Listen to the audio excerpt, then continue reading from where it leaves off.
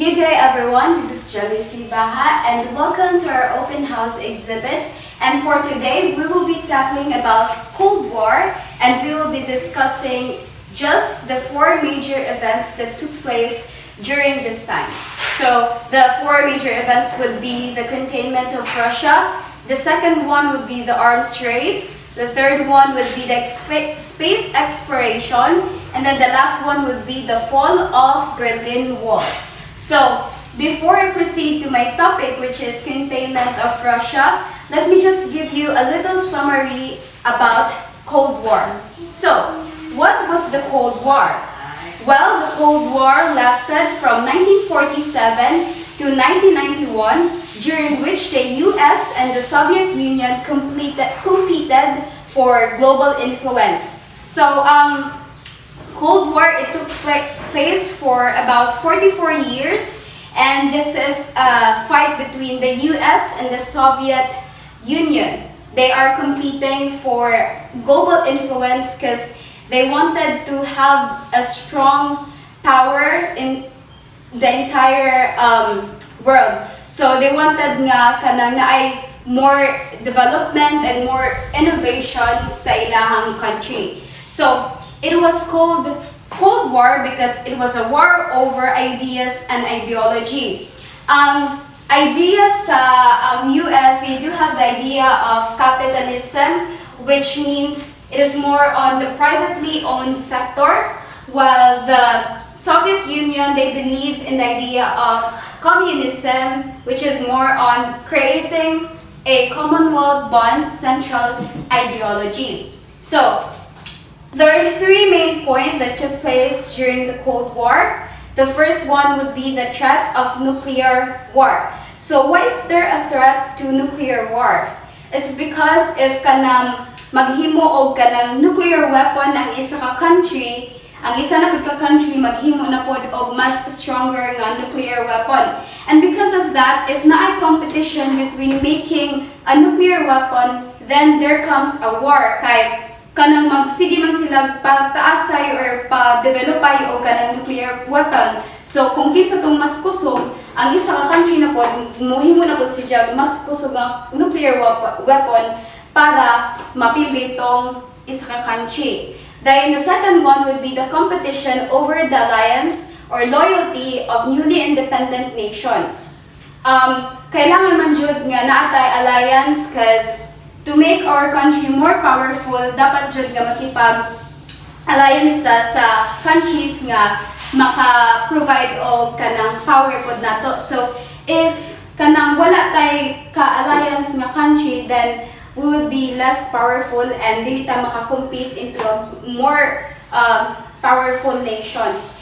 Then the third one would be the military and economic support to each other's enemies and the world. So, because of Cold War, dapat nga ang military support sa each nation kusog kay kanang nanginahanglan og kanang alliance ang every nation para mas mahimo silang powerful. So that's just a short introduction about Cold War, and now let's proceed to my topic, which is containment of Russia. So containment was a geopolitical strategic foreign policy pursued by the United States during the Cold War to prevent the spread of communism over the end of World War II. So the name was loosely related to the term cordon sanitaire, which was containment of the Soviet Union in the interwar period. So this guy over here is Harry S. Truman. He is the main proponent of containment policy because he do believe that that policy must be applied during Cold War, because if ang capitalism ang kanang sundon, ang mga tao mahimo na yung super pobre. So kanang para mubus ang economy sa countries after the World War II, iyang gi-propose ang containment policy para matabangan pod ang mga country nga ma-prosperous na pod. So, he proposes this because he wanted to prevent the spread of capitalism, which is which is dili ganahan sa ubang nations because lagi mas mahirapan sila nga mo boom na po din ang economy.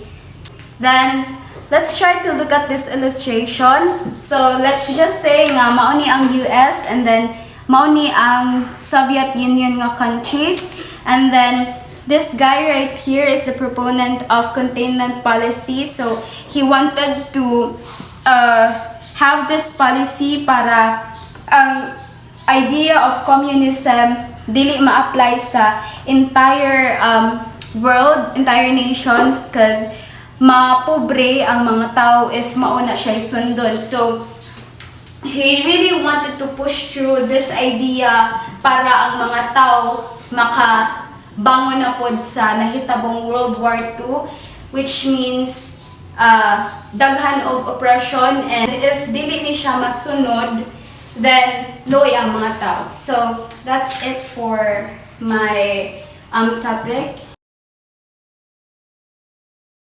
Good day everyone, I am Micaela Batas and I'll be explaining the arms race during the Cold War between the nations of United States and the Soviet Union. So this is the representation of the countries United States and the USSR or the Soviet Union. So these two countries were spending billions and billions of dollars just to develop and create more powerful nuclear weapons during the Cold War. So in the World War II, the United States ended the war against Japan by dropping an nuclear bomb in the city of Hiroshima and Nagasaki, Japan.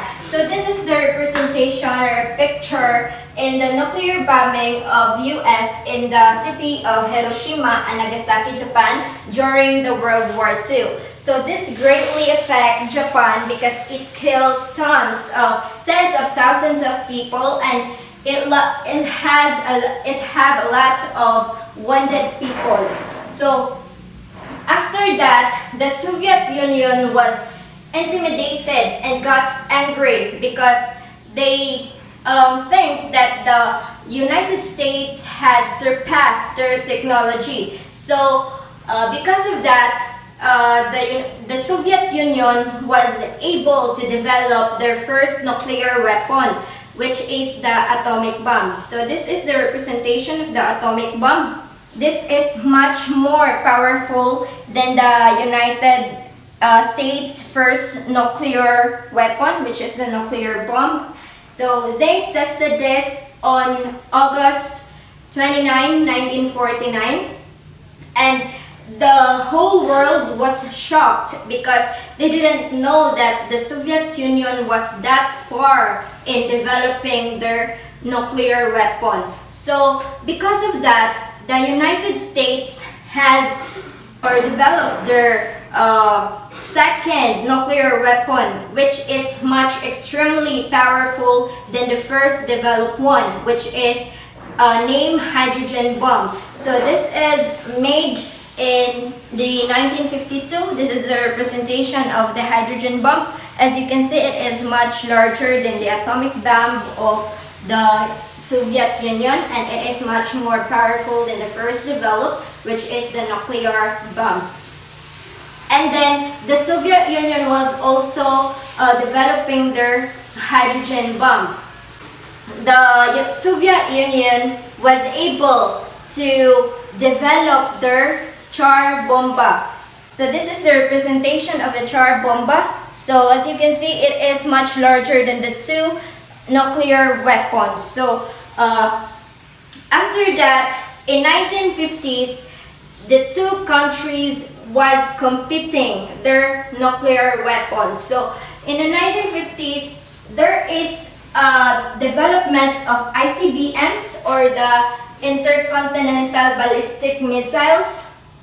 So these both countries, the US and the Soviet Union, was working and developing their ICBMs. These missiles could be launched from a long range as far as 3,500 miles. So as you can see, here is a world map here. The United States is up here, and then in 3,500 miles, this could go around here in the USSR or in the Soviet Union. As well as the Soviet Union was able to have their ICBMs that could also be launched 3,500 miles here in the United States. So also in 1959, United States was able to develop their Polaris submarine. So this is a picture of Polaris submarine of the United States. So this is capable of launching nuclear missiles in the ocean. So also in 1968, the United States also developed their multiple independently targetable re-entry vehicle, or also called as MIRV. This can fire multiple warheads on one missile. So if this is a missile, then there is multiple warheads here that could launch multiple warheads in a country. So after that, because of that, ang mga uban nga nation or ang uban nga mga tao kay nangahadlok na tungod kay ang US o ang USSR was able to develop very powerful nga mga nuclear weapons. So tungod ana, ang mga military develop na sila mga pang-defense. Mao ni ang picture of mga defense missiles kaning dawa. So in case if there is an attack of a nuclear weapon, so other nations could shoot down an ICBM. So mao ni ang defense missile kung naay nuclear weapon or naay nuclear attack, makashoot down ni siya og usa ka ICBM. Unya, tungod sa competition, heated na kayo ang competition between the two countries, US and Soviet Union. So, tungod ana ang mga tao na mahadlok na sad. So, those kanang mga wealthy people o katong mga naa sa gobyerno kay they are more privileged to build bomb shelters or bunkers. So, mga mga porma sa ilahang mga bomb shelters or bunkers sa una sa Cold War. So, kanang bunkers o bomb shelters, dira sila kana bitaw na ana sa ilang sayuta kung naay nuclear attack, adto sila mag-stay para safe sila dito kung naay attack of a nuclear weapon. So, after that, tungod sa ang US o Soviet Union, pareha na sila nga dagko na kailang mga nuclear weapon tungod kay sige na sila develop unya na nakakos ni siya og kuan sa economy kay mo spend man og billions of dollars ang usa ka economy para lang makabuild og more much extreme powerful nga mga nuclear weapon kay para makapildi atong uban or usa ka nation kung naay attack of or naay war. So tungod ana na-develop nga theory which is the MUD theory or also known as mutually assured destruction theory. So mga ni forma anhi of MUD theory. So MUD theory means that ang usa ka country makaguba na sa kontra nga country. So panglitan ang US mo kuan na diri mo makigwar na sa Soviet Union. Ang Soviet Union sad makasukol sad sa US tungod kay naa na sila yung mga develop nga mga nuclear weapons. So tungod ana ang kaning two countries wala joining suway nga mag-war kay tungod it will kanang hurt jud sa ilahang economy kay tungod kung magsige kag kanang pabuto ana sa imong mga nuclear weapons sa usa ka country, mugasto na pud ang mga billions of dollars kay tungod maggama na sa develop na sa duglain nga nuclear weapon. So, because of that, kanang naay detente, naay agreements nga nahitabo pagka Cold War. So, mao ni ang detended. There is a flag of the Soviet Union and a flag of United States. Their presidents and they're doing a shake hands as kanang nagpamatuod nga nag-agree sila sa usa ka policy nga dili nila paspasan ang pag-develop sa ilang mga nuclear weapons. So there is a reduction of nuclear weapons development. So mao ni ang SALT 1 o SALT 2 na hitabo diri ang conference agreements sa ilahang pag-reduce sa ilahang arms race.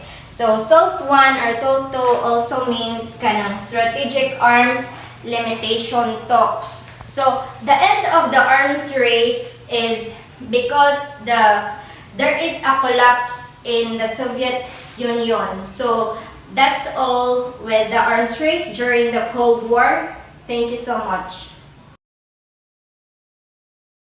So, good day everyone. I am Vivian Arisa, and I'm going to tackle the space exploration, or known as the space race.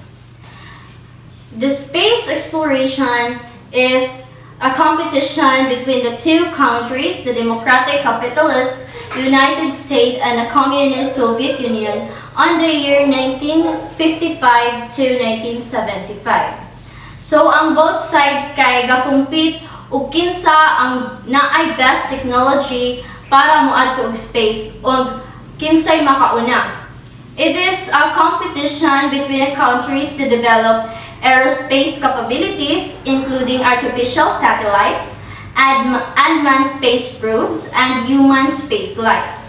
As Second World War was coming to an end, the Americans and Soviet captured a Germany's rocket engineers named Werner von Braun, who would lead the US program, and meanwhile, Soviet Union captured or recruit the Ukrainian-born Sergei Korolev to lead the Soviet space program. So, pag 1995, ang both countries nag-announce nga they would be launching satellites into Earth's orbit. Ang Soviet Union maoy ni took lead ani nga space race kay sila ang una nga naka-successful og put og kana na ay satellite sa Earth's orbit. Next is the competition if who could kana na ay kinsa ang country nga makadaog man or makasend og man adto sa space. So in April 1961, cosmonaut Yuri Gagarin became the first person to orbit the Earth.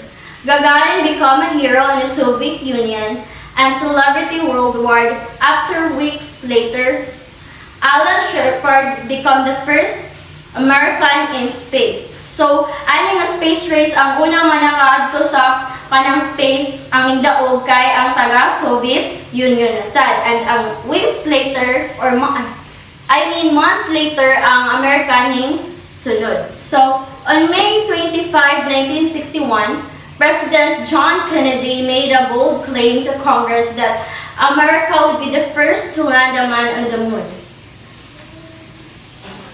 So, on February 1962, John Glenn became the first American to orbit Earth, and on June 16, 1963, Soviet cosmonaut Valentina Tereshkova became the first woman to travel the space. And the Gemini program launched. This Gemini program is kanya na ay mo nining develop sa og technology nga needed sa mga former. Gemini program would see the first American and white to walk on space, although ang una jud nga nakawalk sa space ang taga-Soviet, which is kadto si Alexei Leonov. Leonov ning walk siya sa space for 12 minutes and 9 seconds. So, the 11th spacecraft was launched into space on July 16, 1969. On board are US astronaut Neil Armstrong, Edwin Buzz Aldrin, and Michael Collins. On July 20, 1969, they had landed on the moon's surface. So, mo ni si Neil Armstrong. Neil Armstrong became the first man to step on the moon. So, kani si Neil Armstrong kay astronaut ni si gikan sa US.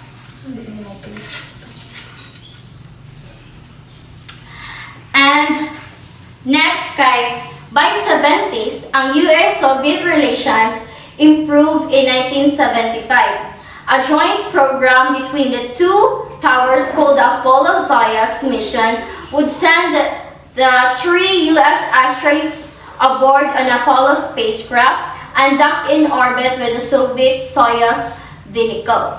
So, kanana ay tungod ato, muna ito'y sinugdanan sa ilang kanana ay friendship or partnership sa Soviet Union o sa kanang United States. And they also do shake hands. So the first joint US-Soviet flight and a handshake between the commanders of both crafts symbolized the improvements of US-Soviet relation in the late Cold War. And that would be all. Thank you. The communist government of the German Democratic Republic, or the East Germany, began to build a barbed wire and a concrete anti-fascist bulwark between East and West Berlin. The official purpose of this Berlin Wall was to keep so-called Western fascists from entering East Germany and undermining the socialist state. But it primarily served the objective of stemming mass defections from East to West. The Berlin Wall stood until November 9, 1989, when the head of the East German Communist Party announced that citizens of the GDR, or the German Democratic Republic, could cross the border whenever they pleased. That night, ecstatic crowds swarmed the wall. Some crossed freely into the West Berlin, while others brought hammers and picks and began to chip away the wall itself.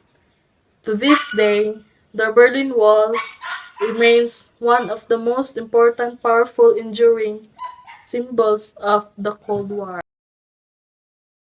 As the World War II came to an end in 1945, a pair of Allied peace conferences at Yalta and Potsdam determined the fate of Germany's territories.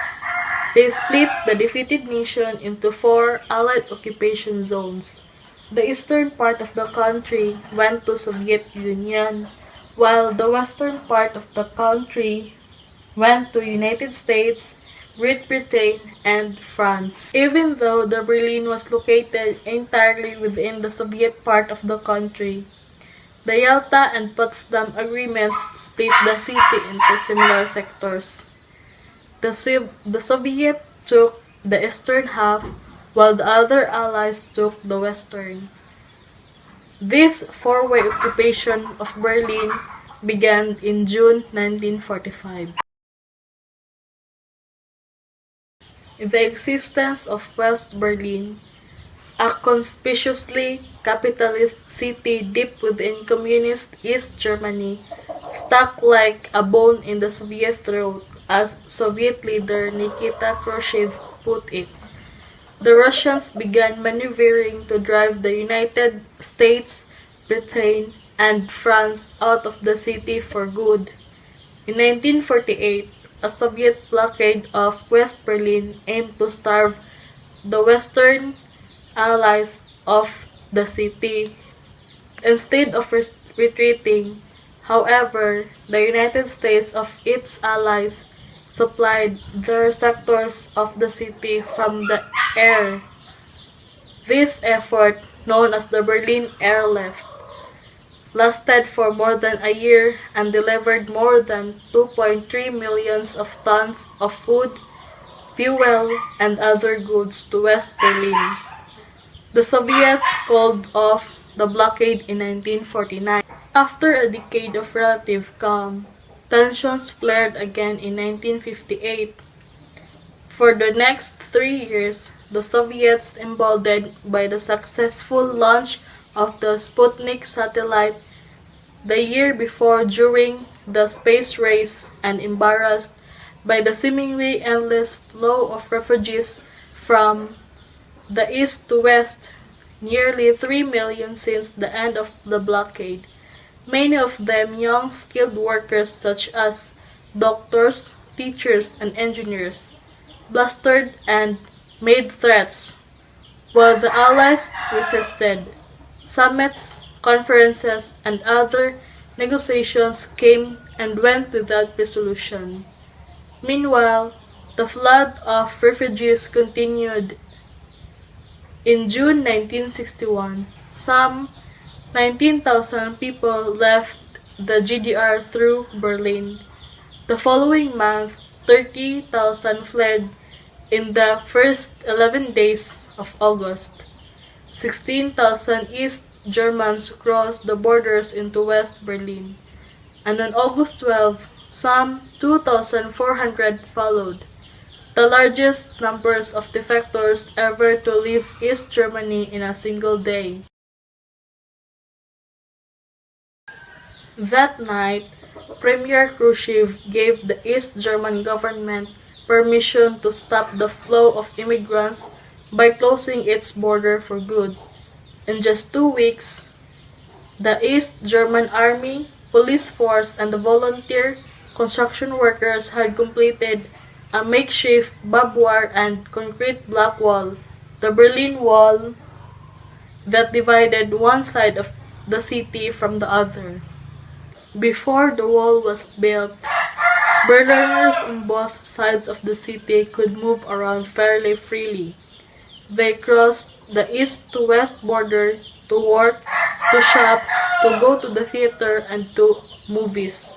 Trains and subway lines carried passengers back and forth. After the wall was built, it became impossible to get from east to west Berlin except through one of 3 checkpoints.